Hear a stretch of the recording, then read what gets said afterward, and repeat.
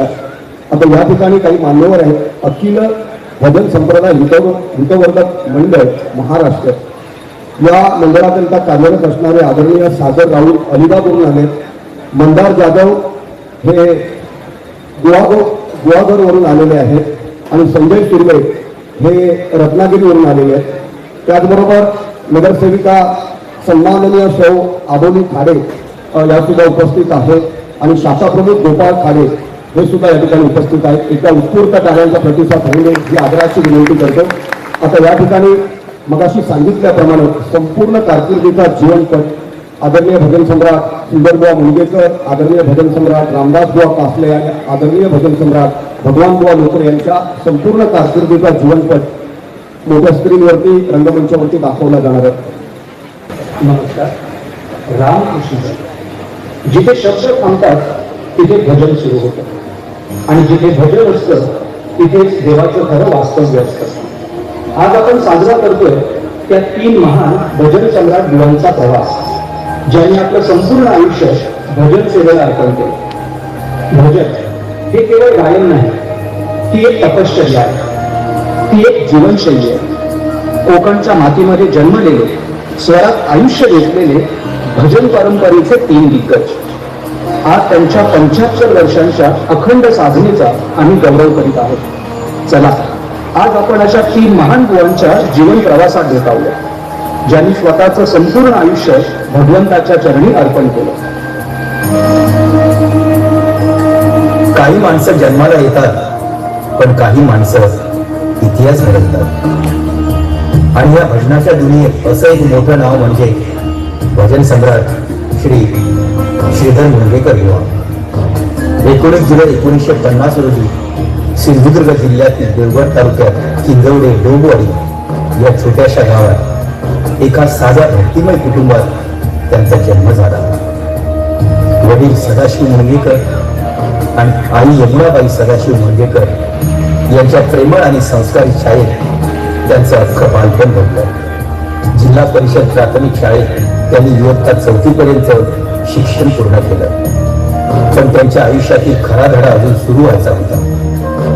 पुढील शिक्षणासाठी त्यांनी वयाच्या अवघ्या 10व्या वर्षी मुंबई गाठली. सांताक्रूज येथे वडिलांसोबत एका 10x10च्या छोट्याशा चाळीतील खोलीत त्यांनी आयुष्याच्या संघर्षाला अगदी जवळून अनुभवलं. पाठक रात्र विद्यालयात शिकत असताना दिवसभराचा थकवा, परिस्थितीची ओझी सगळं सहन करत ते इयत्ता 8वी पर्यंत पोहोचले. पहिली नोकरी त्यांनी भंडूप येथील खंडेलवाल भरमण येथे केली. मात्र वयाची 18 वर्षे पूर्ण न झाल्याचे आस्थापनाच्या लक्षात आल्याने त्यांना ती नोकरी कायमची सोडावी लागली.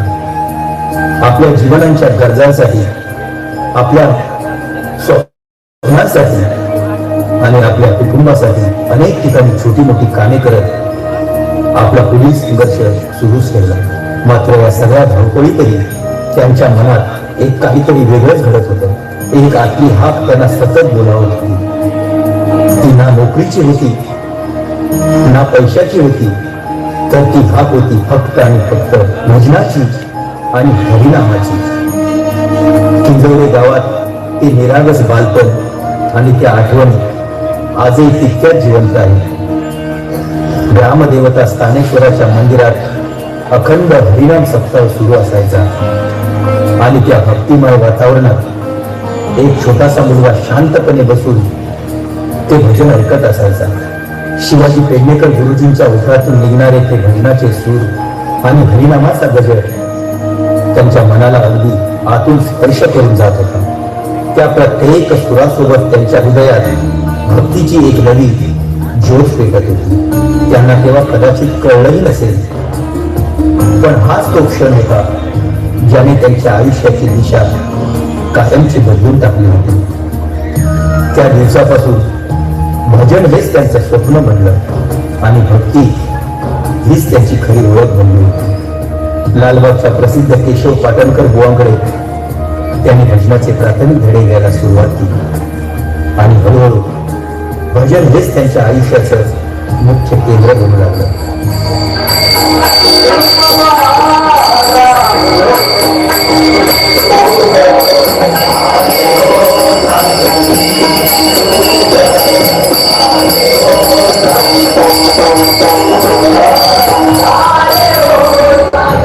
70 ते 80च्या दशकात भजन क्षेत्रात चंद्रकांत कदम बुवा आणि परशुराम पांचाळ बुवा या महान बुवांचा फार मोठा दरारा होता.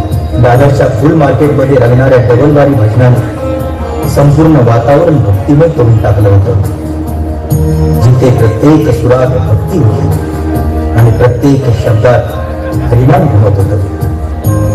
अशाच एका दिवशी श्रीधर बुवा मुंगेकर यांनी सुप्रसिद्ध भजन सम्राट विलास बुवा पाटील यांचं भजन ऐकलं आणि त्या सुरांची ताकद, त्या आवाजातील भाव, त्या आवाजातील गोडवा त्यांना इतका भिडला की ते अक्षरशः त्या आवाजामधून भारावून गेले. आणि मग कसलाही विचार न करता दुसऱ्याच दिवशी त्यांनी विलास बुवा पाटील यांच्याकडे जाऊन भजनाच्या पुढील शिक्षणाला सुरुवात केली. विलास पाटील बुवांच्या मार्गदर्शनाने आणि आशीर्वादाने श्रीधर बुवांचं व्यक्तिमत्व घडत गेलं. अनेक वर्ष त्यांनी गुरूंच्या भजनामध्ये कोरसची साथसंगत केली. पुढे हळूहळू त्यांचं नाव भजन क्षेत्रात लौकिक होऊ लागलं आणि लोक त्यांच्या आवाजावर नितांत प्रेम करू लागले. विलास बुवा पाटील लंडन दौऱ्यावर असताना श्रीधर बुवांना एक मोठी संधी मिळाली. भद्रकाली प्रोडक्शन मध्ये त्यांनी प्रसिद्ध अभिनेते मच्छिंद्र कांबळी यांच्या संस्थेमध्ये तब्बल 12 वर्ष काम केलं. वस्त्रहरण, पांडवई दोरे आणि चालवती अशा अनेक नाटकांना हार्मोनियम साथ दिली. आपल्या भजन सेवेच्या माध्यमातून त्यांनी रसिकांच्या मनावर अधिराज्य गाजवलं. भजन रत्न, भजन सम्राट, कोकण रत्न, संगीत रत्न असे अनेक मानाचे किताब आपल्या नावे केले. त्यांनी अनेक नामांकित भजन स्पर्धांमध्ये सहभाग घेतला आणि प्रत्येक ठिकाणी आपल्या कलेची वेगळी छाप उमटवली. विशेषतः विठ्ठल चव्हाण भजन स्पर्धेमध्ये त्यांनी उत्कृष्ट असं सादरीकरण करत मानाचा सन्मान मिळवला, जिथे त्यांचा सत्कार हिंदुहृदय सम्राट बाळासाहेब ठाकरे यांच्या हस्ते करण्यात आला. तसेच ठाणे परिसरात आयोजित विविध भजन स्पर्धांमध्येही त्यांना सन्माननीय आनंद दिघे साहेब यांच्या उपस्थितीत गौरव करण्यात आला. एका विशेष स्पर्धेमध्ये त्यांच्या अप्रतिम भजन सादरीकरणाने सर्वांना भारावून टाकलं आणि त्याच वेळी बाळासाहेब ठाकरे यांनी स्वतः त्यांच्या कलेचा गौरव करत त्यांना घड्याळ भेट म्हणून दिले. हा क्षण त्यांच्या आयुष्यातील अत्यंत अभिमानाचा आणि अविस्मरणीय असा ठरला. 90च्या दशकात ऑडिओ कॅसेटचा सुवर्ण काळ सुरू झाला आणि त्या काळात त्यांच्या भजनाच्या कॅसेटनी अभूतपूर्व लोकप्रियता मिळवत प्रत्येक घराघरात भक्तीचा नाद पोचवला. व्हीनस, टी सिरीज, आहुजा आणि नैना म्युझिक यांच्यासारख्या नामांकित कंपन्यांमधून त्यांच्या सिंगल बारी आणि डबल बारी भजनाने श्रोत्यांच्या मनात एक अढळ स्थान निर्माण केलं. काळाच्या ओघात त्यांनी आपल्या कलेला नव्या माध्यमांशी जोडत सीडी आणि व्हिडिओ सीडीच्या माध्यमातून नव्या पिढीपर्यंत आपल्या सुरांचा वारसा पोचवला आणि त्यामुळेच त्यांच्या कलेची ओळख हळूहळू दूर दूरपर्यंत विस्तारत गेली, ज्यामुळे भजन क्षेत्रात त्यांचं नाव अत्यंत आदराने घेतलं जाऊ लागलं. आजही त्यांच्या या अमूल्य परंपरेचा दीप अखंड तेवत आहे आणि लिंगमाऊली प्रासादिक भजन मंडळ, खार मुंबई, पावनाई प्रासादिक भजन मंडळ उपवळे आणि विठ्ठल रखुमाई प्रासादिक भजन मंडळ वाघवीड ठाणे ही सर्व मंडळे त्यांच्या मार्गदर्शनाखाली हीच भक्ती परंपरा श्रद्धेने, निष्ठेने आणि समर्पणाने पुढे चालवत आहे. मग एक काळ असा आला जेव्हा त्यांनी भजन क्षेत्रातील दिग्गजांसोबत डबल बाऱ्या केल्या. काशीराम परब बुवा, दत्तराम निराशी बुवा, नारायण वाळवे बुवा, चिंतामणी पांचाळ बुवा, गोपीनाथ बागवे बुवा, कृष्णा पवार बुवा, दाजी रोपटे बुवा, एकनाथ कांडर बुवा, परशुराम पांचाळ बुवा, भालचंद्र किरुस्कर बुवा, ज्ञानदेव चव्हाण बुवा, गणेश गावडे बुवा, विजय काटे बुवा, विठ्ठल मालवणकर बुवा, अंकुश जाधव बुवा, विजय परब बुवा, अशोक काळे बुवा, प्रमोद भुई बुवा, अंकुश सावंत बुवा, दिगंबर पांचाळ बुवा, उदय गोखले बुवा, सखाराम मराळ बुवा, गणेश पांचाळ बुवा, प्रमोद हरियाळ बुवा, लक्ष्मण गुरव बुवा आणि चंद्रकांत किर्लोस्कर बुवा अशा अनेक नामांकित बुवांसोबत त्यांनी डबलबारी भजन सादर केलं आणि त्या प्रत्येक डबलबारी सुरांची अप्रतिम जुगलबंदी रंगत होती. भक्तीचा महासागर उसळत होता आणि श्रोत्यांच्या मनात एक अद्भुत समाधान निर्माण होत होतं. त्या रंगमंचावर फक्त गाणं नव्हतं तर ती भक्ती होती. त्या भक्तीची अनुभूती जी थेट हृदयाला स्पर्श करून जात होती. हा फक्त सर्वच नव्हता तर तो होता त्यांच्या कलेचा सन्मान आणि त्यांच्या आयुष्यभराच्या अखंड साधनेचं तेजस्वी संगीत. बुवांच्या भजन क्षेत्रातील यशामध्ये त्यांच्या संपूर्ण कुटुंबाचा मोठा वाटा आहे. त्यांच्या परिवाराने त्यांना सतत मोलाचं सहकार्य केलं. त्यामध्ये त्यांचे चुलत भाऊ चंद्रकांत यशवंत मुंडगेकर यांचा विशेष सहभाग आणि आशीर्वाद त्यांना लाभला.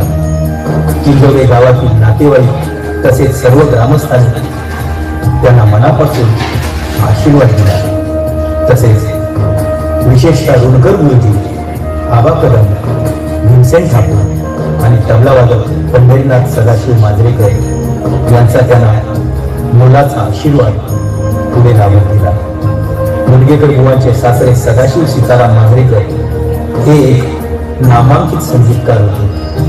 त्यांच्या आशीर्वादामुळेच बुवांना भजन क्षेत्रात पुढे जाण्याची प्रेरणा मिळाली आणि त्यांनी मोठे यश संपादन केले. मुंडगेकर बुवांचे अनेक शिष्य आज भजनाच्या माध्यमातून नावारूपाला आले आहेत. आज कित्येक शिष्य अत्यंत सुंदर आणि प्रभावी पद्धतीने डबलबारी सादर करत आहेत आणि प्रत्येक वेळी आपल्या गुरुजींचा आदर्श डोळ्यासमोर ठेवूनच भजनाचं कार्य ते आपल्या परीने करत आहेत. हीच तर खरी गुरूंची कमाई असते जी शिष्यांच्या रूपाने पुढे चालत राहते. या सर्व शिष्यांनी अथक मेहनत आणि आपल्या समर्पणातून गुरुवर्य बुवा श्रीधर मुंडगेकर शिष्टमंडळ या नावाने एक सुंदर आणि एकजुटीचं व्यासपीठ उभं केलं आहे. योग्य नियोजन, प्रामाणिक प्रयत्न आणि गुरुजींच्या आशीर्वादाने या मंडळाने एक अत्यंत मोठं आणि प्रेरणादायी कार्य उभं केलं आहे. हे शिष्यमंडळ असंच अखंडपणे कार्य करत राहू आणि भजनाची ही पवित्र परंपरा अशीच पुढे चालत राहू हीच मनापासून इच्छा. या मंडळाचे अध्यक्ष सुप्रसिद्ध भजनी बुवा आणि श्रीधर बुवा मुंडगेकर यांचे दत्त शिष्य श्री गोपाळ दळवी बुवा यांच्या मार्गदर्शनाखाली हे मंडळ अत्यंत उत्कृष्टपणे आज कार्य करताना आपल्याला पाहायला मिळत आहे. धन्यवाद.